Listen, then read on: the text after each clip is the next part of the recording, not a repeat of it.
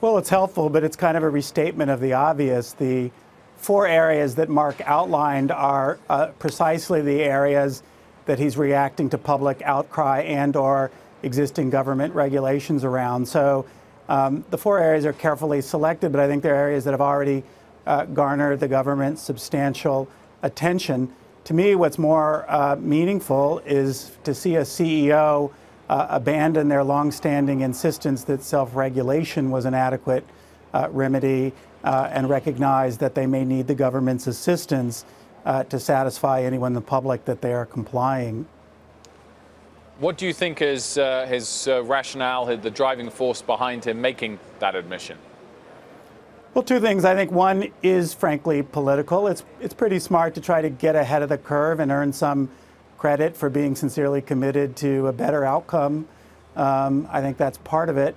But I also think that it's an effort to try to recognize that there are areas they actually need help with.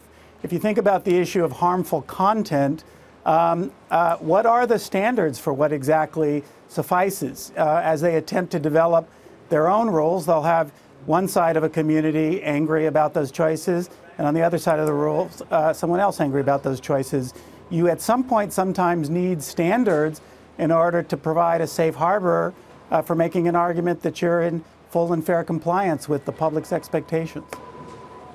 Michael, you mentioned these four areas basically fit right with what has been kind of out there in terms of what policymakers are looking at. Data portability, though, is this one that I guess is a little bit less directly related, perhaps, to Facebook's alleged missteps, and this is more of a general, protocol for the internet. I mean, would that be a major step in your view? Yeah, it's interesting. I think that one's actually a response to the energy around Elizabeth Warren's call to break the companies up. I think it's a recognition about what would be required as a predicate for full competition. The accusation is that they are a proprietary repositories for all this data, and that people can't adequately compete, thus they should be broken up. So I think that's an attempt to argue for a condition that would improve competitive choice, and I would emphasize it's one of the conditions in the European GDPR that they have to comply with anyway pursuant to those regulations.